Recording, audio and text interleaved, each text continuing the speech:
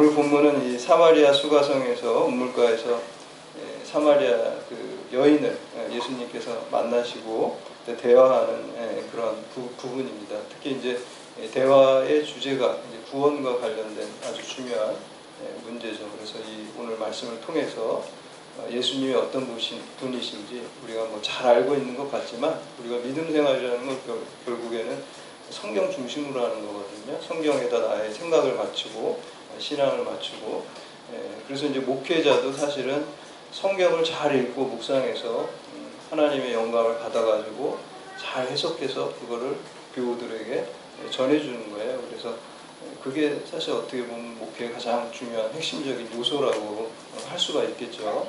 그래서 저도 늘 말씀을 읽으면서 그 은혜를 받으려고 노력을 하고 칼빈 종교개혁자 칼빈도 설교자가 먼저 은혜를 받아야지 교우들이 은혜를 받는다 그런 말이 있어요. 그래서 이제 설교 준비하면서 저부터 이제 은혜를 받아야 되고 또 그 받은 은혜를 그대로 이제 또 교우들에게 이렇게 잘 전달하려고 이렇게 기도하면서 늘 노력하고 있습니다. 그래서 오늘 말씀 통해서 예수님에 대해서 우리가 다시 한번 확고하게 성경의 근거한 믿음을 여러분들이 세우고 그래야지 믿음이 이렇게 착착착 쌓아지는 거예요. 성경적이지 않은 것 자꾸 이렇게 새로운 거 이상한 거 해가지고 이렇게 미혹하는 그런 이야기들이 많이 있어요. 사역자들 보면. 근데 그런데 미혹돼서는 안 됩니다. 그래서 성경 중심으로 우리가 항상 믿음 생활을 해야 되는 것입니다. 그래서 오늘 말씀 통해서 예수 그리스도에 대해서 다시 한번 깨닫는 시간 되시고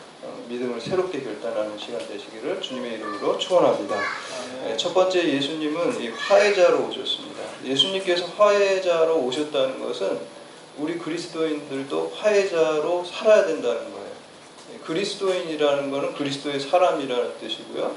또 2000년 전에 이 땅에서 예수님이 보여주셨던 그 모습을 오늘 우리가 우리의 몸을 통해서 그 말씀이 육신이 된 예수님처럼 그 예수 그리스도의 말씀이 우리를 통해서 현재화되고 우리 경찰대학에서 대한민국에서 또 나에게 경찰이라는 신분을 줬다고 한다면 경찰 조직에서 그 말씀을 실천하는 거예요. 그게 육화되는 거고 성육신되는 거고 하는 것입니다. 그래서 화해자로 오셨다는 것은 우리가 이 대학 안에서 또 경찰 조직 안에서 우리 가정에서 늘 화해자의 역할, 예수님과 같은 역할을 감당하면서 살아가는 것이 그 믿음으로 살아가는 것입니다.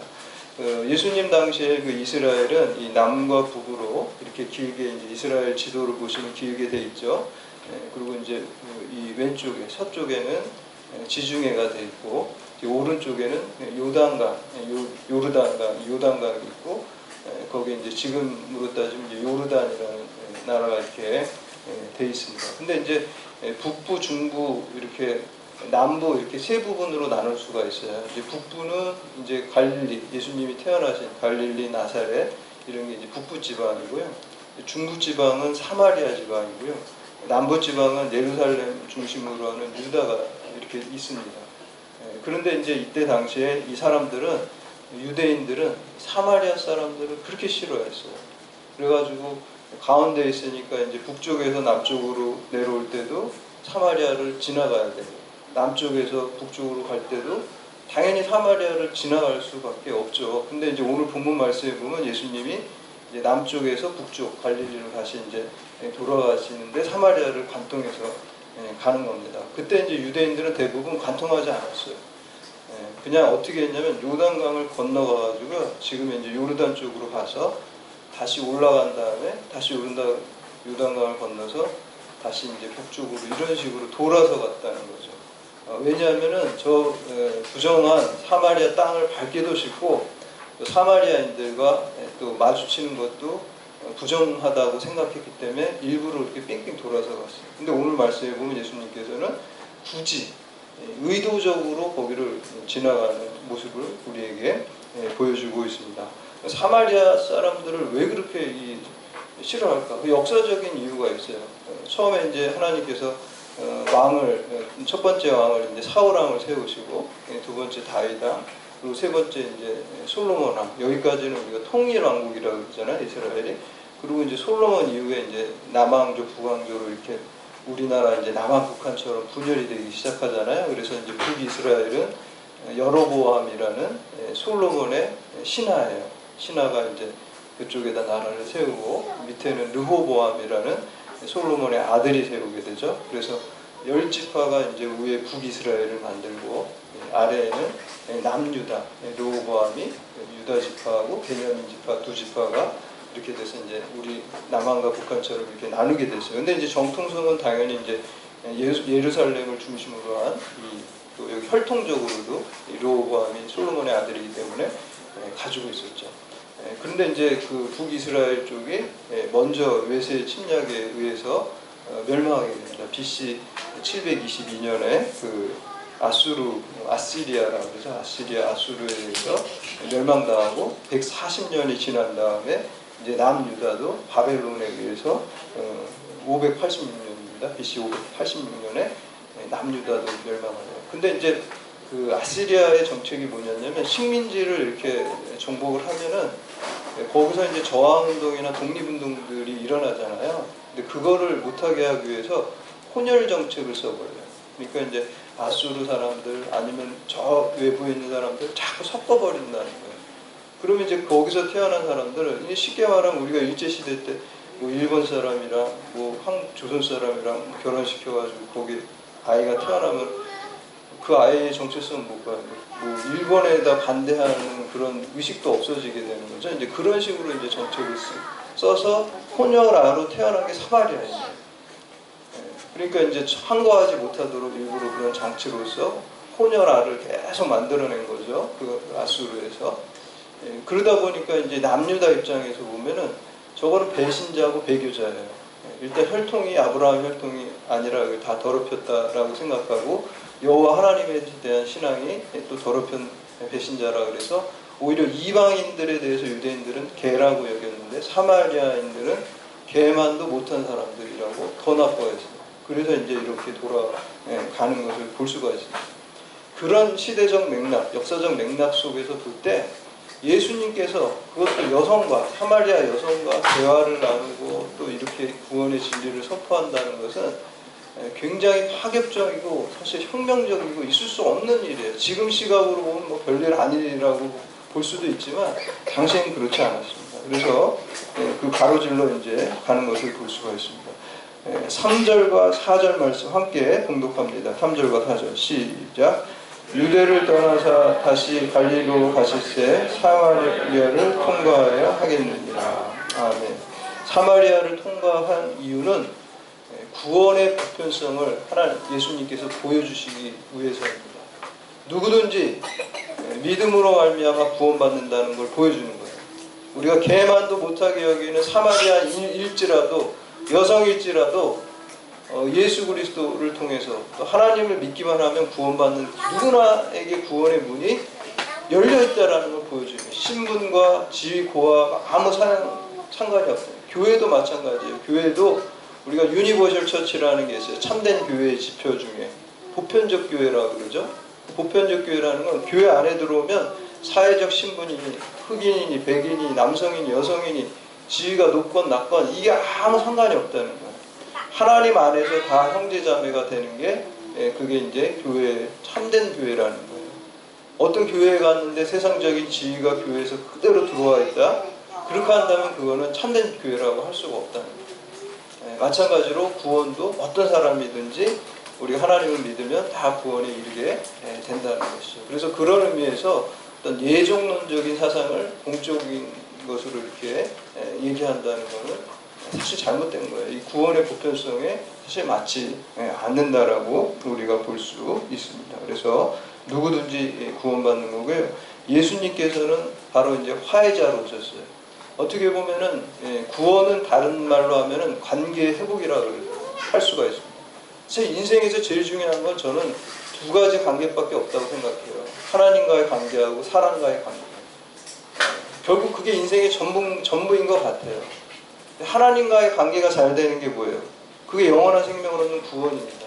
그리고 사람과의 관계가 잘 되는 건 뭐예요? 하나님께서 우리에게 주신 이웃사랑의 명령이 실천되는 거예요. 십자가도 수직과 수평이 되어 있잖아요. 하나님과의 관계 그리고 사람과의 관계. 그 십자가 예수 그리스도가 그 가운데 계시다는 것입니다. 그래서 올바른 관계라는 것은 결국 예수 그리스도가 화해자가 돼서 예수 그리스도를 통해서 하나님께 나아갈 수 있는 거고, 우리가 이웃 사랑하고 이웃에게 정의를 실천하는 것도요, 예수 그리스도의 사랑을 가지고 해야지 그게 온전히 이루어질 수가 있어요. 그게 빠져버리고 인본주의로만 가면 오히려 그런 것들을 이용해서 위선자가 될 수가 있어요. 그렇기 때문에 우리가 진정으로 예수 그리스도의 사랑을 가지고 이웃의 사랑을 전하고 또 정의를 실천하는 그게 있어요. 누가 보든지 안 보든지 화해자로 위선적이지 않게 살 수 있는 것입니다. 그래서 우리가 예수님의 영을 받아서, 성령을 받아서 늘 기도와 말씀 속에서 결단하면서 하나님과의 관계를 바르게 하고 이웃과의 관계, 우리가 그런 모습이 있어야 되는 것입니다. 두 번째는 예수님은 낮은 자에게 향하시는 분입니다. 오늘 본문에 나오는 이 수가성 여인에 관한 이제 대화잖아요. 대화가 이제 첫 번째 또 나왔어요. 요한복음의 3장에 보면 니고데모하고 이제 대화. 거기도 이제 구원에 대한 문제를 어떻게 거듭나는 거에 대해 얘기를 하잖아요. 니고데모. 근데 이제 여러분 니고데모하고 이 수가성의 이 여인은 양극단이에요. 아주 익스트림이에요. 어떻게 보면 다 틀려요. 니고데모 같은 경우는 그 남자고 또 이 수가성 여자이고, 또 지위면에서 어떤가요? 지위가 이 사내들인 공회원이었고 부자였잖아요. 근데 이 여인은 뭐 결혼을 이따 뒤에서 보겠지만 뭐 5번 결혼하고 막 그렇게 아주 그러한 신분이 또 낮고, 또 어떻게 보면 니고데모는 인생의 절정에 있던 사람이었고, 그 수가성 여인은 인생의 막장에 있었던 사람입니다. 그리고 인종적으로도 니고데모는 유대인이었고, 유대인 중에 유대인이었고, 이 여인은 사마리아 여인이었어요. 근데 어떤 위치에 있든지 예수님께서 찾아가셔서 만나주시고 말씀해 주실 때 구원의 역사가 있다는 것을 다시 한번 보여주는 것이고, 주님께서는 시선이 낮은 곳으로 이렇게 가 계시다는 것을 볼 수가 있습니다. 5절 말씀 함께 공독합니다. 5절 시작. 사마리아에 있는 수가라는 동네에 이르시니 야곱이 그 아들 요셉에게 준 땅에 가깝고, 이 수가라는 동네가 정확히 어디인지에 관해서 학자들 간에 약간의 의견 차이가 있지만, 여기 보면 세겜 근처인 것을 우리가 추정할 수가 있어요. 세겜 근처라는 것은 우리 창세기 48장에 보면은 이 야곱이 그 죽기 전에 요셉에게 이 땅을 분배했어요. 그래서 오늘 본문에도 야곱이 요셉에게 준 땅에 가깝다라는 게 세겜이거든요. 창세기 48장에 야곱이 줍니다. 그리고 오늘 본문에 그렇게 나오고 있고요. 여호수아 24장에 보면 출애굽한 이스라엘 자손에 의해서 요셉이 또 이 세겜에 매장된 곳이에요. 그래서 거기서 가까운 곳입니다. 계속해서 이제 6절과 7절 말씀 함께 봉독하겠습니다. 6절 7절 시작. 거기 또 야곱의 우물이 있더라. 예수께서 길 가시다가 피곤하여 우물 곁에 그대로 앉으시니 때가 6시쯤 되었더라. 사마리아 여자 한 사람이 물을 기름에 부심에 예수께서 물을 좀 달라 하시니, 예수님께서 수가성 야곱의 우물에 쉬실 때 사마리아 여자가 이렇게 나오게 됩니다. 어떻게 보면 우리가 그냥 우연이라고 볼 수도 있지만, 우리 그리스도인들은 항상 하나님의 필연이 있고 섭리를 믿는 거거든요. 아, 이게 하나님의 섭리구나. 그걸 내가 받아들이는 겁니다. 그게 믿음이. 그래서 이 만남 자체가, 이 만남을 통해서 이 여인이 완전히 바뀌어지는 거잖아요. 인생이 바뀔 뿐만 아니라 영생이 바뀌게 되기 때문에 이건 하나님의 섭리고 필연적인 역사라는 것을 믿어야 됩니다. 더군다나 이제 6시라 그러는 건요, 성경에서 이제 예수님 십자가에 돌아가신 시간, 뭐 이런 달리신 시간들 나올 때 성경에 나오는 시간에다가 더하기 6시간 하면 지금 시간이 계산이 나옵니다. 되게 간단합니다. 그래서 6시에다 6시 더하면은 12시 정오가 되는 거예요. 그래서 정오, 중동의 이 정오는 얼마나 햇빛이 뜨거웁니까? 지금 뭐 우리도 지금 한복더위 중에 있을 때 12시는 굉장히 더운 시간이 활동하기도 어려운데, 이때 물을 사실은 보통 중동 사람들은 그 시간에 물 뜨러 안 갑니다. 일반적으로 그냥 아침이나 저녁에 기온이 좀 낮을 때 물을 뜨러 가지 12시에 물 뜨러 가는 사람은 거의 한 명도 없어요. 근데 이 사람은 12시에 물을 뜨러 나왔다 그러면은 우리가 금방 추측해 볼 수 있어요. 이게 왕따라는 거예요. 왕따인 거예요. 사람 아무도 안 만나려고, 지금 만나고 싶지도 않고 사람 없을 때 그냥 떠와야 되니까 아무도 안 가는 시간대에 간 거예요. 근데 거기서 이제 예수님을 만나게 되는 것이죠. 더구나 이 16절 이하에 보면 이 여인의 형편이 나와요. 16절에서 18절까지 말씀 함께 봉독합니다. 시작. 이르시되 가서 내 남편을 불러오라. 여자가 대답하여 이르되 나는 남편이 없나이다. 예수께서 이르시되 내가 남편이 없다 하는 말이 옳도다. 너에게 남편 5이 있었고 지금 있는 자도 내 남편이 아니니 내 말이 참되도다. 이 여인은 결혼을 5번 했어요. 그리고 이제는 결혼도 하지 않고 또 동거하고 있어요. 뭐 기가 막힌. 요즘에도 결혼 5번 하면은 뭐 5번 하면 엄청난 거죠. 5번. 근데 이 시대에 결혼 5번 하고 지금 6번째 남자하고 살고 있다는 거는 이 여자는 뭐 일반적인 여자는 아닌 거예요. 그러니까 인생이 정말 어떻게 보면 비참하고 기구한 그런 여성입니다. 근데 그 사람들은 아무도 안 볼 때 고개를 푹 숙이고 창피하니까 혼자 12시에 쨍쨍 햇빛 내리쬐는데 가고 있는 것을 볼 수가 있습니다. 제가 추측해 볼 때 이 여성은 우울증이 있었을 것 같아요. 우울증. 그럴 것 같지 않나요? 자기가 이런 인생을 살았고 아무도 지금 친구도 없는 그런 사람이 우울증. 어떤 정신과 의사가요, 그 자기 어떤 속 얘기를 터놓을 수 있는 친구가 3명만 있으면 절대 우울증 안 걸린다 그러더라고요. 그 의사가 그렇게 얘기를 하더라고요. 그러니까 내 속 얘기를 뭐 친구에게 이렇게 터놓고, 뭐 배우자도 될 수 있고, 배우자도 한 명으로 들어갈 수 있겠죠, 당연히. 내 남편이나 뭐 내 부인에게 내 속 얘기를 다 얘기할 수 있고, 또 내 친구 한 2명 정도에게 이렇게 얘기할 수 있으면은 우울증에 걸리지 않는데, 아무한테도 얘기할 수 없으면 우울증이에요. 여러분들 우울증이 얼마나 무서운가 하면요, 연예인들 이렇게 자살하는 사건들 있잖아요. 그거 원인 보면은 한 90%는 다 우울증인 것 같아요. 우울증에 빠져가지고 결국에는 정신도 이상해지고 갑자기 그 우울감 속에서 자살을 하게 됩니다. 아마 여기서 이 여성이 예수님 안 만났으면 자살할 수도 있었다라는 그 가능성도 저는 있다고 봅니다. 우울증이 너무 심해져가지고 인생도 진짜 희망도 없고. 그런데 예수님께서의 시선은 그 낮은 곳으로 향하고 그 긍휼히 여기시는 마음으로 그 여인을 찾아가서 그 인생을 바꿔놓는 것을 볼 수가 있습니다. 여러분, 기독교의 핵심은 사랑입니다. 하나님 사랑, 이웃 사랑, 지상명령.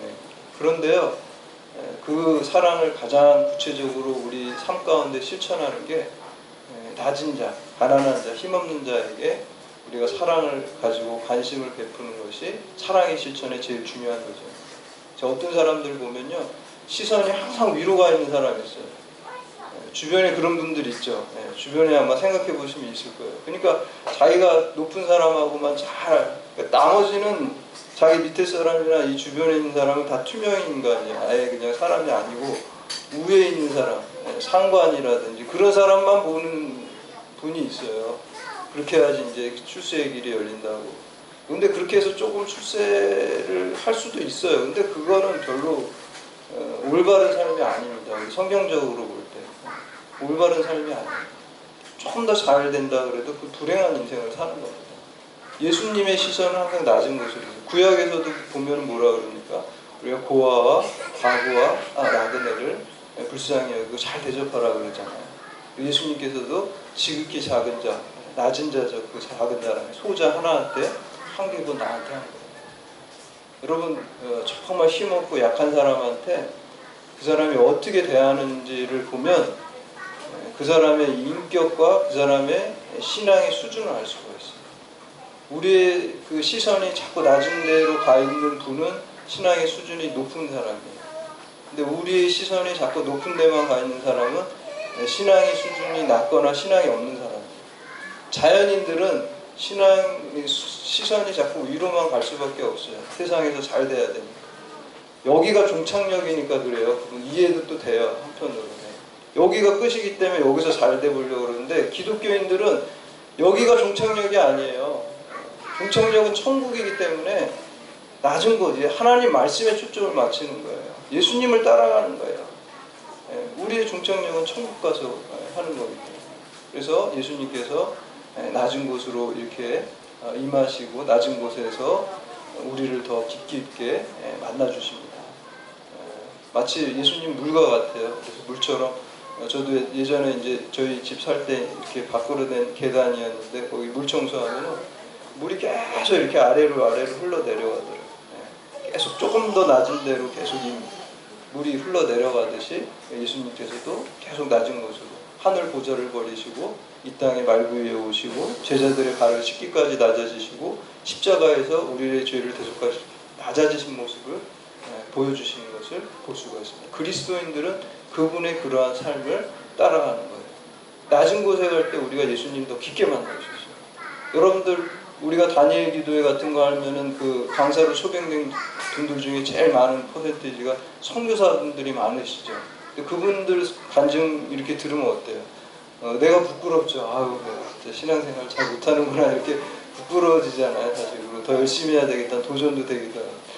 근데 이렇게 부끄러워지는 이유가 그분들은 낮은 곳에 가기 때문에 예수님 더 깊게 만난단 말이에요. 정말 어려운 오지에 정말 낮은 곳으로 그분들이 가 있기 때문에 거기서 예수님이 그 낮은 곳에서 그분들을 더 깊이 있게 더 인격적으로 만나주십니다. 예수님 깊이 있게 우리가 만나고 싶으면 우리가 낮은 곳에 가면 예수님 깊게 만날 수 있습니다. 그래서 그 안요한 목사님의 그 낮은 데로 임하소서 그런 그 책도 있잖아요. 그래서 우리가 낮은 곳에 우리가 실제로 물리적으로 낮은 곳일 수도 있고 혹은 내 마음이 낮아질 때도 마찬가지예요. 우리가 몸이 병들고 아플 때 내가 일이 잘 안 될 때 그러면 여러분 마음이 어떻게 됩니까? 낮아집니다. 상한 심령이 됩니다. 그럴 때 예수님께서 여러분 만나주십니다. 그래서 교만하고 여러분 마음이 높아지면 안 되고요. 항상 겸손하고 또 이웃사랑 실천하는 낮은 곳으로 갈 때 하나님께서 주님께서 기뻐하시고 만나주시는 줄 믿으시길 바랍니다.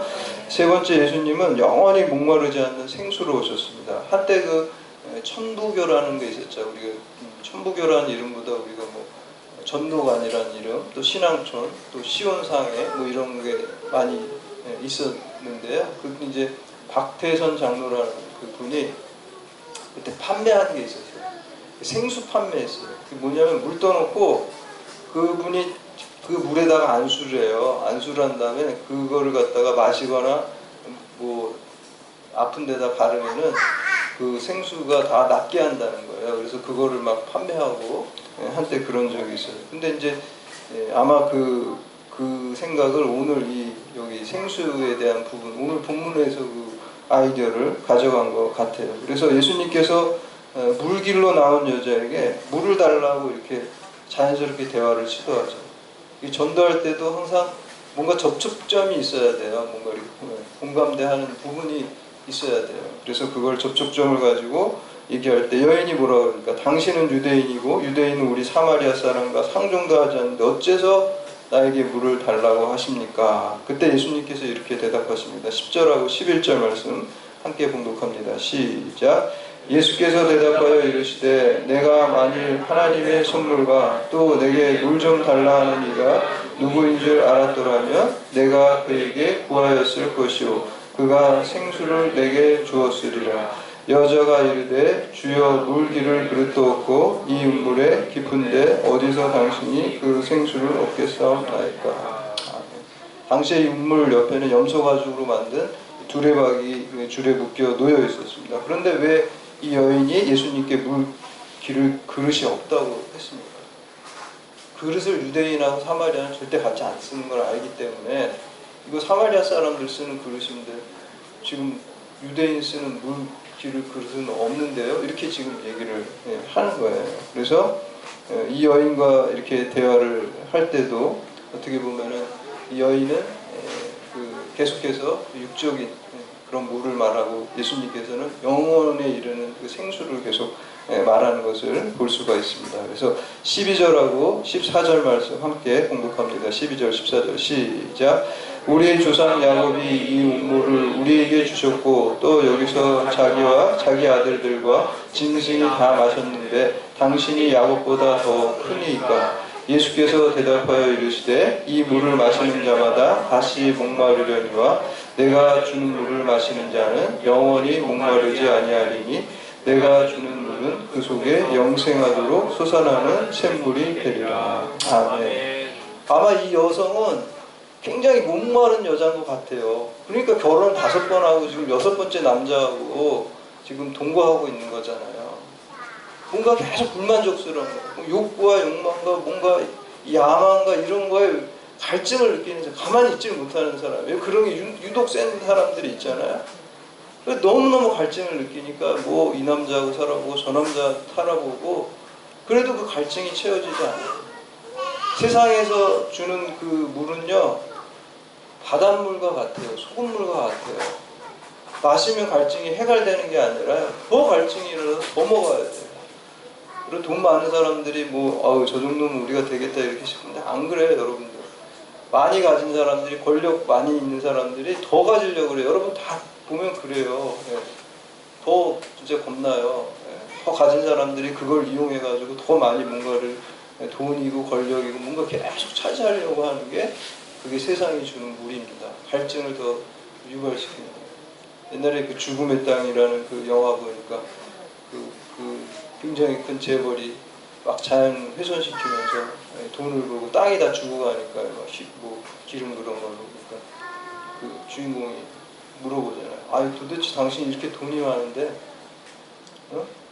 얼마큼 더 벌어야지, 돈을 벌어야지 이런 나쁜 일을 그만두겠냐고, 얼마를 더 벌어야 되냐니까 조금만 더, 그런데 조금 갈증이 그렇게 많은데도 계속 조금만 더 하는 게 세상이 주는 거예요. 그러나 주님께서 주는 그 물, 생수의 물은 우리 속에서 샘물이 솟아나는 것 같이 참된 만족, 영원한 만족을 주는 샘물이 된다고 했어요. 우리 안에서 솟아나는 샘물, 영적인 샘물, 성령의 샘물같이 솟아나올 때 참된 만족이 우리에게 넘쳐 흘러가고, 이거는 내가 마시는 것뿐만 아니라 이것을 다른 사람에게 그 샘물을 나눠줘서 그 사람도 살리게 하고, 그 샘물이 퍼져나갈 때 모든 것들이 다 살아나는 생명의 역사가 일어나는 샘물의 통로가 우리가 되는 것입니다. 여러분, 돈은 많으면은 편리하죠.